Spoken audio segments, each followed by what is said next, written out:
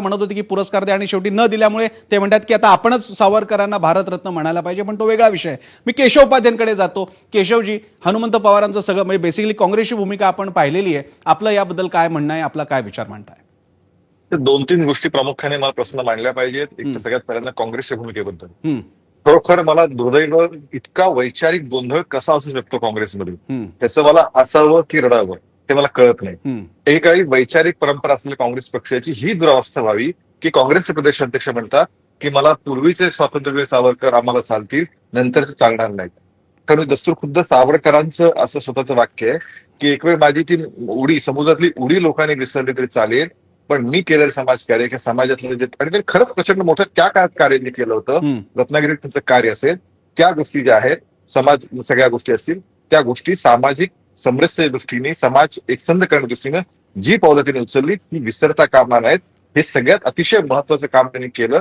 त्यामुळे सावरकर स्वतः म्हणाले होते की तेवढी म्हणजे तुरुंगापूर्वी सावरकर चालतील आणि तुरुंगानंतर चालणार, हे अत्यंत गोंधळाचं वैचारिक पूर्णपणे अभाव असल्याचं काँग्रेस अध्यक्षांची ही भूमिका आहे. एक दुसरं त्यातलं असं आहे की या सगळ्या याच्यामध्ये आता शिवसेनेचे उद्धव ठाकरे गटाचे नेते बोलले, खरं म्हणजे सामान्य शिवसैनिकांना सावरकरांबद्दल आत्मीयता वाटते, किंबहुना जो जो देशावर प्रेम करतो तो प्रत्येक जण सावरकरांबद्दल अतिशय आस्थेने बोलतो. मतांच्या राजकारणासाठी आज उद्धव ठाकरे गटाने अलिप्तता घेतली, आमचं ते विधान सांगितलंय, हे आणखीन सगळ्यात महत्वाचं आहे. म्हणजे एकीकडे म्हणजे याचा अर्थ असा आहे का की उद्धव ठाकरेंचा जी काही त्यांची संघटना उरली आहे त्याच्यावर त्यांचा कंट्रोल नाही का?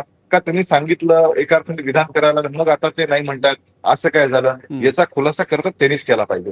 तिसरं त्यातलं असं आहे की त्यातला मुद्दा असा आहे की सावरकरांबद्दल कुणी कितीही म्हणून असं की एक सातत्याने तुम्ही, मग जर मगाशी आमचे कोण काँग्रेसचे प्रवक्ते बसले ते म्हणाले की काय त्या अशा काही जागा आहेत ज्या जागांबद्दल, कोणत्या जागा आहेत?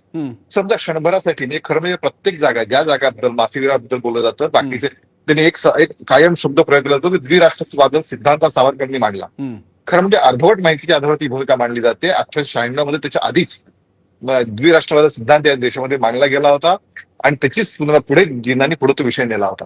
त्यामुळे ज्या काही आक्षेपाचे मुद्दे, त्या आक्षेपाचं मुद्द्याचं व्यवस्थित तर्कशुद्ध पद्धतीने खंडन हे वारंवार झालेलं आहे. पण तरी सुद्धा केवळ एक मतांच्या राजकारणासाठी आणि एक पलीकडे जागा काढायचं, अनेक नेत्यांच्या काढता येतील, काढायची असतील तर.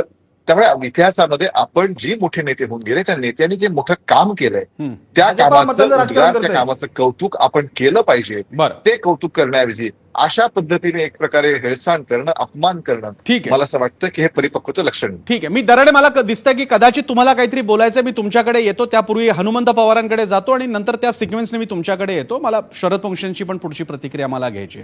मला हनुमंत पवार, मला एक अगदी बेसिक प्रश्न विचारायचा आहे. प्रत्येक राजकीय पक्ष काही एका विषयावरती भूमिका घेऊन चर्चा करण्यासाठी त्याचं काहीतरी निमित्त असतं. उदाहरणार्थ राम मंदिर असताना हिंदुत्वाचा मुद्दा होता, मग हिंदुत्वाचा राजकारणात चर्चेचा मुद्दा होता. मंडल कमिशन असताना आरक्षण